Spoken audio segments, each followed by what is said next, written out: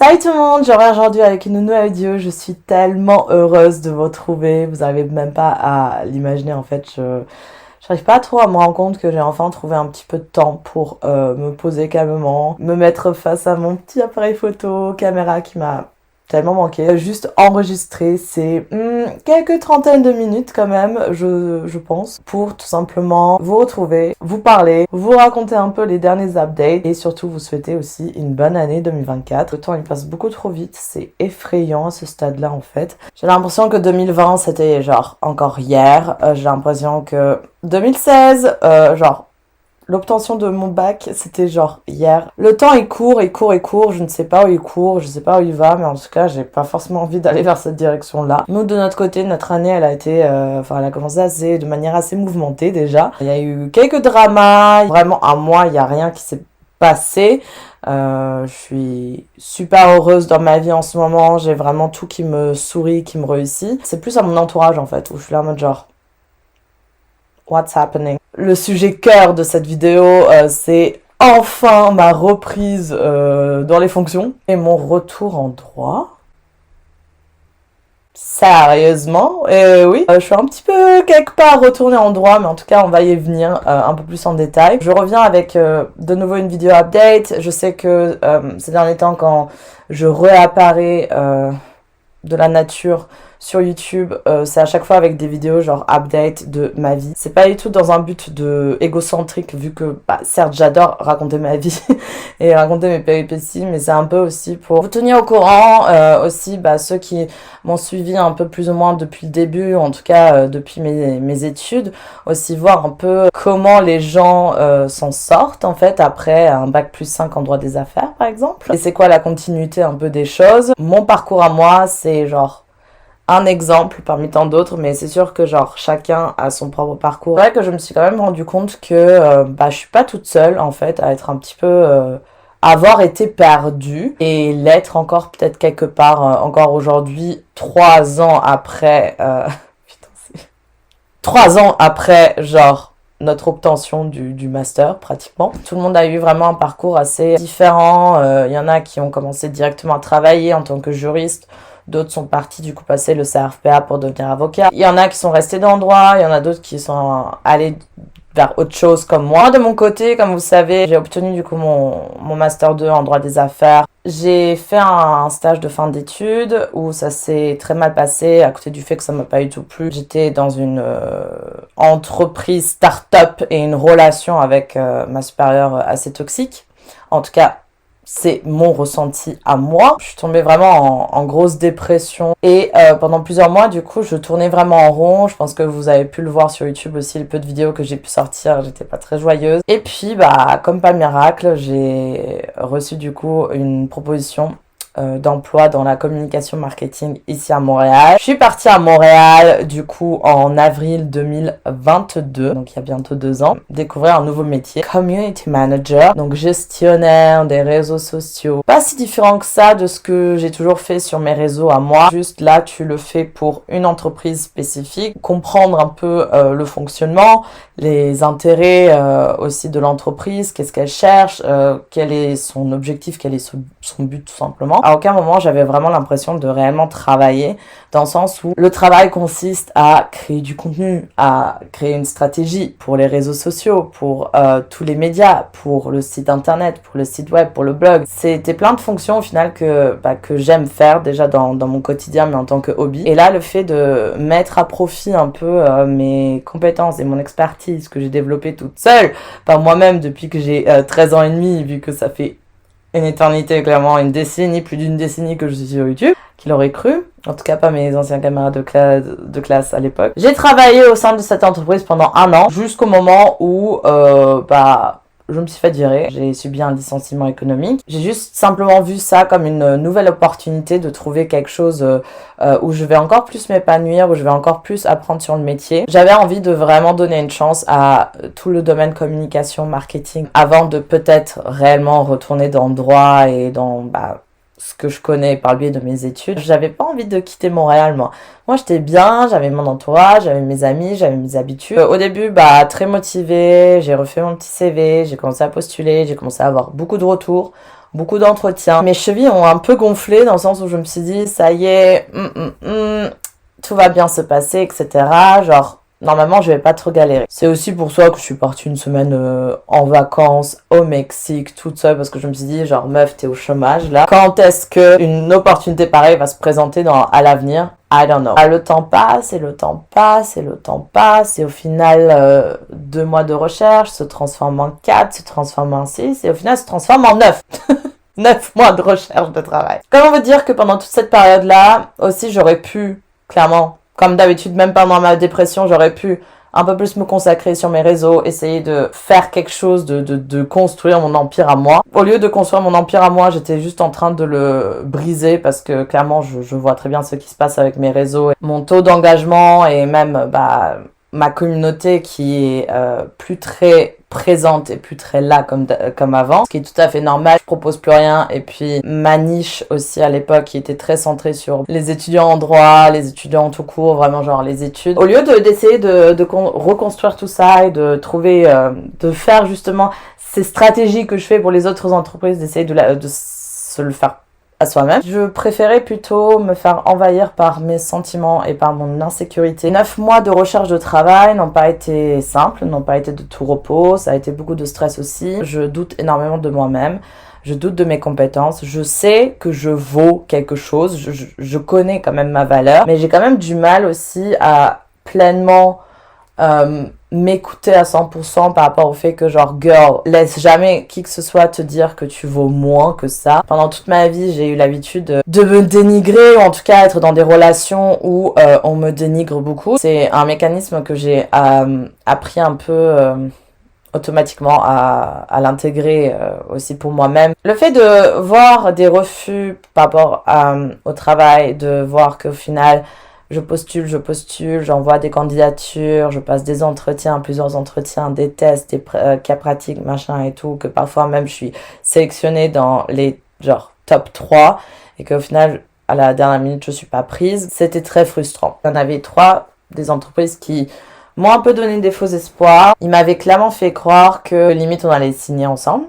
Mais à la dernière minute, il y avait toujours quelque chose qui n'était pas prévu et que ça changeait un peu la donne. J'ai commencé à vraiment perdre espoir. J'ai vu que mon entourage autour de moi commençait à perdre espoir également. Très démotivant aussi pour moi. Le domaine de marketing, communication, c'est quelque chose qui est vraiment très convoité par beaucoup de gens. Il y a beaucoup de gens qui ont fait de leurs études dedans. Il y a beaucoup de gens qui ont de l'expérience là-dedans parce que tout simplement, c'est vraiment le truc in. C'est genre les études un peu hypées, des métiers qui sont super cool, qui sont vraiment très axés sur la créativité. Il y a plein de gens qui ont envie de faire ça, ce qui fait que le domaine est très bouché. Moi qui pensais qu'à Montréal c'était un peu moins bouché, je me suis rendu compte avec ces 9 mois de chômage que c'était très bouché. Tout le discours que je pouvais avoir et que je disais à tout le monde, ici à Montréal, c'est tellement facile de trouver du travail. Tu te fais licencier un jour, le lendemain tu retrouves le limite du travail. J'avais pas trop d'inquiétude au début non plus au fait de retrouver du travail. La réalité m'a confrontée à vraiment autre chose. C'est qu'en fait je me suis vraiment rendu compte que Montréal, c'est plus que ça a pu être avant. Je veux dire, oui, tu peux trouver du travail facilement dans des fast-food, dans des boutiques, dans la vente ou quoi que ce soit, dans certains domaines également qui sont justement en pénurie, comme dans la santé, etc. Tu vas trouver d'un jour au lendemain, ça aussi, il n'y a pas de problème. Mais pour des métiers plus spécifiques, comme marketing et communication, où on est beaucoup sur le marché et surtout à Montréal à chercher parce que aussi le nombre de Français, je dois même dire de Françaises, beaucoup de femmes qui sont dans marketing et communication. Et il y a beaucoup de Français maintenant à Montréal aussi qui débarquent pour vivre justement ce rêve un peu américain. Forcément, ça fait une grosse concurrence. Avec mon petit bac plus 5 en droit des affaires, 1 an d'expérience en communication marketing au Québec et mon expérience perso sur YouTube, etc. Malgré tout ça, j'ai quand même galéré à trouver quelque chose. Je n'arrivais pas à me vendre correctement. J'ai vraiment fait pas mal d'entretiens assez foireux. À force de faire des entretiens, que j'ai vraiment aussi appris sur le tas un peu de ce qui est attendu, comment me vendre, qu'est-ce qu'il faut que je mette un peu plus en lumière, un peu plus en avant. Et le recruteur, il attend en fait de cette discussion-là aussi. On est quand même beaucoup sur le marché. trouver du travail, c'est un emploi à temps plein en lui-même. C'était dur, c'était pas facile. J'ai commencé vraiment à plus y croire, à commencer à me dire que je vais être obligée de rentrer en France ou un truc comme ça. Et même si je rentre en France, qu'est-ce que je vais faire en France en fait, genre plein de questionnements. Puis à la dernière minute, finalement, je candidate du coup à une offre d'emploi. C'était vraiment genre la perfection. Genre vraiment, c'est exactement ce que je voulais, ce que je cherchais pour mon profil à moi avec mes études de droit et mon expertise et expérience en communication. C'était vraiment genre le poste qui était genre écrit, littéralement fait pour moi. J'ai candidaté, j'ai postulé. Au début, j'avais pas trop de retours. Du coup, j'ai commencé un peu à paniquer, à limite me dire peut-être je devrais me déplacer jusqu'à eux pour un peu genre montrer que je suis motivée sans forcément vouloir montrer un peu un côté psycho de ma part non plus, genre en mode harcèlement ou quoi. Finalement, j'ai reçu un retour, j'ai passé un entretien, puis un deuxième, puis une mise en situation. J'essayais de pas trop m'emporter, de pas trop me dire que ok, c'était bon ou quoi, parce que je voulais pas me faire des faux espoirs, je voulais pas me porter l'œil non plus. Intérieurement, je le sentais bien. Finalement, j'avais raison, j'ai obtenu le poste et j'ai débuté là en début décembre. Que je travaille en tant que responsable des communications et des relations publiques. Je travaille du coup pour un organisme qui s'occupe des jeunes avocats. On organise pas mal d'événements, des activités, des conférences, des choses comme ça. Ça me permet en fait d'avoir, oui, ce pied un peu dans le monde juridique, de aussi faire un peu mon réseautage, de rencontrer un peu des professionnels en droit et en plus m'occuper de leur communication. C'était vraiment la perfection, c'était vraiment genre le métier, genre l'emploi qui me correspondait le plus à mon profil de tous les emplois auxquels j'avais postulé et j'étais vraiment extrêmement ravie, extrêmement reconnaissante d'avoir été prise. Surtout pour l'anecdote, c'est que au moment où j'ai débuté, j'ai appris que j'avais utilisé toutes mes semaines de chômage. J'ai eu tellement une bonne étoile qui était là à surveiller, à me surveiller tout simplement. Si je n'avais pas trouvé un travail à ce moment-là, soit j'aurais dû trouver un emploi alimentaire comme ça pour payer mes factures, ou alors j'aurais certainement choisi la décision de rentrer en France. Et ça aurait été aussi pas forcément quelque chose que je voulais à ce moment-là, étant donné que j'étais dans mes débuts de relation, j'avais pas forcément envie de laisser mon copain, de mettre un arrêt à cette relation et même à ma vie que j'ai construit en 2 ans ici à Montréal. J'avais pas envie de laisser tout ça derrière moi. Donc c'était finalement genre le destin il est bien fait parfois. Tout arrive pour une raison et il faut juste être patient et attendre. C'est pour ça que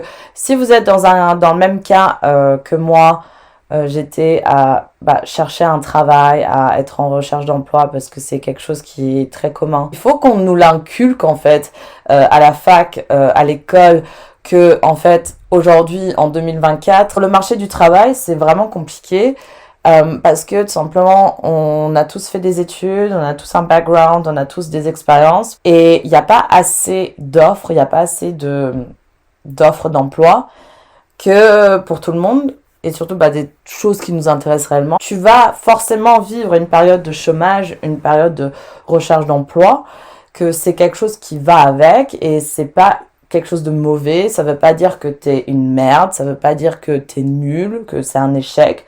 Juste, on vit des temps compliqués en fait. Et ça n'a rien à voir avec toi.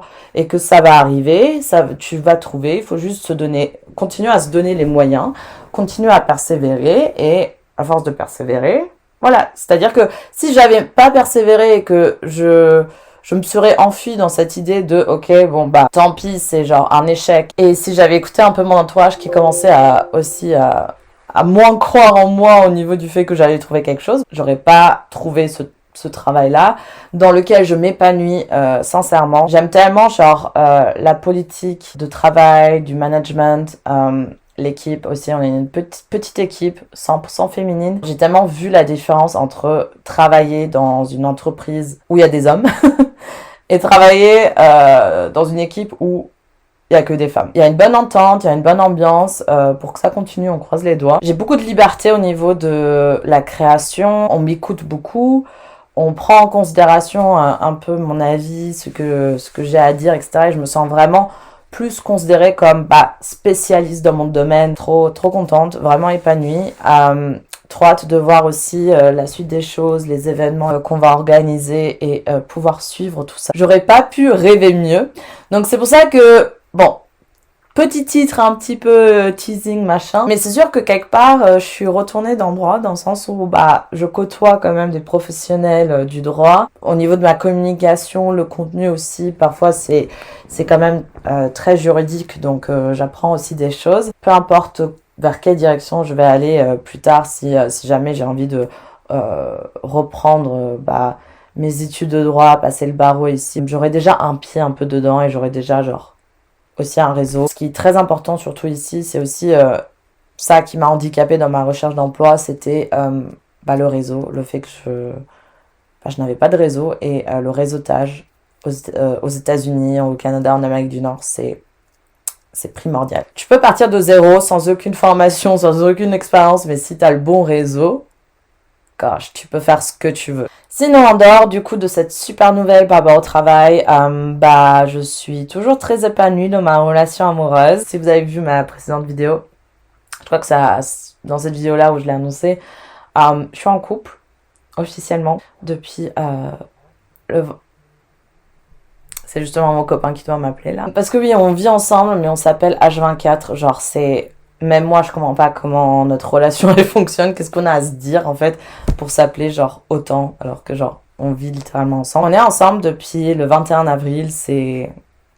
Notre relation, c'est vraiment quelque chose que je n'avais absolument pas prévu. J'avais vraiment mis, genre, la clé sous la porte. C'est bon, ça va pas m'arriver. J'étais tellement déçue de toutes les fréquentations que j'ai pu avoir par le passé. Les mecs, vous êtes comme ça, j'ai capté, genre, je veux plus rien avoir avec vous. Le destin, bah, on s'est rencontrés et ça allait très vite entre nous et on s'est mis en couple vraiment pratiquement immédiatement. Ça fait un moment, surtout que bah, c'est ma première relation de toute mon existence, c'est ma première relation amoureuse, c'est mon premier amour, c'est mon premier copain. J'aurais pas pu mieux tomber. La compatibilité, de l'entente, de la personnalité aussi, je l'aime pour tout ce qu'il est et pour tout ce qu'il m'apporte et pour tout ce qu'on vit ensemble. Je suis vraiment très heureuse. On est parti en Tunisie ensemble avec Pénélope, ma meilleure amie, et sa meilleure amie aussi. Donc c'était genre un petit voyage à 4 qu'on s'était fait en septembre. On a emménagé ensemble officiellement en novembre. À côté du fait que c'est mon copain, que c'est mon amoureux, c'est mon amant, c'est aussi genre devenu mon meilleur ami. J'ai senti vraiment genre la transition, le moment où on est passé de ok, genre dating, fréquentation à en couple, à encore à continuer à apprendre à se connaître, etc. Et puis j'ai vraiment senti le switch de ok, c'est aussi mon ami, c'est aussi genre mon meilleur ami en fait, c'est aussi genre la personne à qui j'ai envie de confier des choses, à qui j'ai envie de raconter ma journée, avec qui j'ai envie de vivre des choses. Ça n'enlève pas mes relations, mes meilleurs amis aussi, que j'ai de base, etc. Mais c'est juste, c'est une nouvelle relation que j'ai acceptée dans ma vie et dans mon entourage. C'est comme ça que j'ai vraiment rêvé de ma relation. Je voulais avoir le tout. Complicité, c'est extrêmement important aussi, je trouve. Et nous, ce qui nous réunit aussi beaucoup, c'est que lui, vu qu'il est DJ, la musique, déjà, c'est quelque chose qui nous réunit beaucoup parce que je suis une grosse fan de la musique, de plein de styles différents et son style, il est plus genre Afro House, organique. Pour moi, clairement, comment je le décris, je ferme les yeux et je suis transportée dans une jungle à Tulum ou dans le désert du Sahara. Le type de musique qu'il fait, ça te transporte, ça te fait voyager.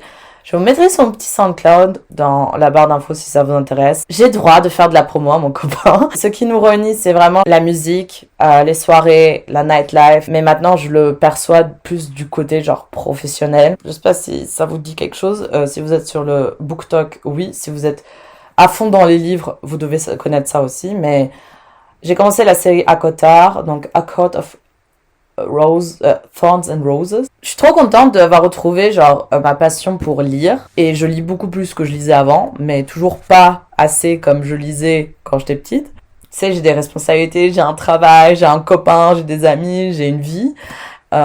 Puis j'ai envie de créer aussi davantage, donc je peux pas avoir le nez que dans les livres. J'essaie quand même de beaucoup plus lire, donc le premier tome j'ai vraiment beaucoup aimé. Alors que tout le monde disait à chaque fois, genre, le premier tome, c'est vraiment Il faut vraiment te forcer à lire le premier tome. Le deuxième, c'est vraiment ta récompense. Il se passe plein de choses, plein de belles choses dans ce livre-là. Je suis toujours en train de le lire parce que je galère un peu à le finir. Parce que, justement, à cause de toutes mes responsabilités, mais aussi parce que TikTok m'a un peu gâché mon expérience de Akotar. Parce que j'arrête pas de... Je me fais spoiler à chaque fois, donc c'est assez chiant. Puis mon copain, il m'a acheté du coup le tome 3, qui est comme ça, rose. J'adore les couvertures, c'est...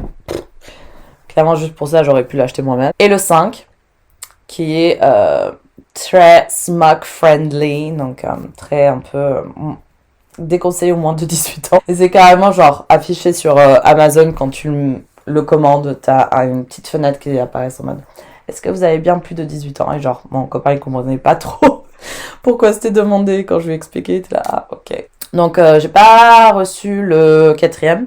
Parce que je pense que je vais le lire sur ma Kindle. En train de lire tout ça. Si vous avez lu, j'attends vos retours dans les commentaires. Et c'est ça, donc j'ai repris un peu la lecture. Donc c'est cool. Et c'est ça, je vous embrasse. Et je vous dis qu'on se retrouve très vite pour une nouvelle vidéo. Et c'est ça, prenez soin de vous et confiance en vous aussi, c'est très important. Et on se voit très vite. Bye.